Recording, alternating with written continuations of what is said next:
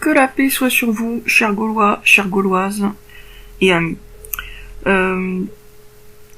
à l'heure, j'ai discuté avec un jeune homme dans la rue. Il m'a montré un produit, du produit désinfectant là pour les mains, le gel hydroalcoolique que tout le monde utilise.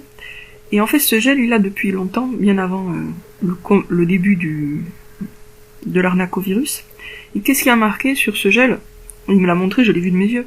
Il y a marqué en bas « Actif sur le coronavirus bovin ». Donc faut comprendre, hein, ça veut dire actif sur les crétins, les bovins, qui croient au coronavirus. Autrement dit, ils se foutent de notre gueule, encore une fois, et le problème c'est qu'on comprend pas. Donc la personne lit ça et se dit « Ah, c'est bizarre, il était déjà question de coronavirus, et pourquoi bovin ?» Ils comprennent pas. En fait, c'est une blague, et une blague contre nous. L'idée c'est, quand vous lavez les mains avec ce gel hydroalcoolique, eh bien ça agit sur vous. Oui, parce que en fait vous rattachez à l'égrégore du coronavirus, et donc vous recevez en retour des pensées de maladie.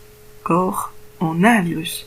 Donc vous recevez des pensées de maladie de cet égrégore chaque fois que vous frottez les mains de façon inquiète avec le gel hydroalcoolique prévu à cet effet. Bon, c'est vraiment une vaste arnaque, hein.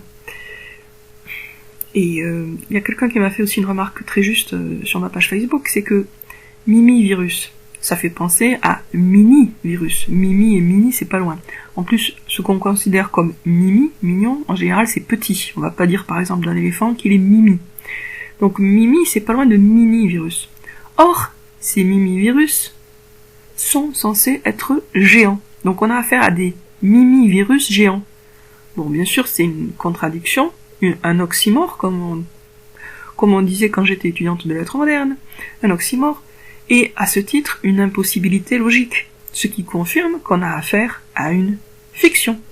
Il n'y a pas de soleil noir, il n'y a pas de mimi-virus géant. Voilà, sur ce, à bientôt les amis pour une prochaine vidéo. Nous sommes les Gaulois, nous devons être fiers d'être Gaulois, c'est-à-dire de nous opposer à la dictature mondiale romaine, et pour l'instant ça doit se faire au niveau mental, au niveau spirituel. Donc prions pour les gens perdus, faisons la prière de Fatima. Je vous rappelle la prière de Fatima. Oh mon Dieu, je crois, j'adore, j'espère et j'aime. Je te demande pardon pour ceux qui ne croient pas, n'adorent pas, n'espèrent pas et n'aiment pas. Donc ça c'est une prière à faire en n'importe quelle circonstance, mais c'est bien de la faire quand on se prosterne. Je la répète. Oh mon Dieu, je crois, j'adore, j'espère et j'aime. Je te demande pardon pour ceux qui ne croient pas, n'adorent pas, n'espèrent pas et n'aiment pas. Donc si vous voulez que nous sauvions la France, il faut faire cette prière parce que la majorité des Français sont des gens perdus. Donc il faut prier pour eux pour qu'ils se réveillent. Et comment on prie pour qu'ils se réveillent? Avec cette prière-là, parce que c'est Dieu qui peut leur ouvrir les yeux. Et Dieu qui peut les sortir de cette hypnose collective, de cette sorcellerie à grande échelle, qui leur fait croire à un virus imaginaire, totalement imaginaire. Petite remarque supplémentaire, j'ai réalisé en regardant attentivement l'illustration du mimi-virus, qui a été découvert, entre guillemets, autrement dit inventé, par Raoultus, le faux druide, le romain infiltré. Donc en regardant cette image du mimi-virus, j'ai réalisé un truc, c'est que non seulement on a le virus a une forme hexagonale, mais clairement au milieu, les deux petits noyaux, qui sont considérés d'ailleurs comme un seul noyau, ressemblent à un cerveau. Autrement dit, ce qui est représenté figurativement, c'est l'emprisonnement du cerveau dans cet hexagone, et aussi, ça peut être symbolique du cerveau de la France, c'est-à-dire c'est l'esprit de la France qui est attaqué.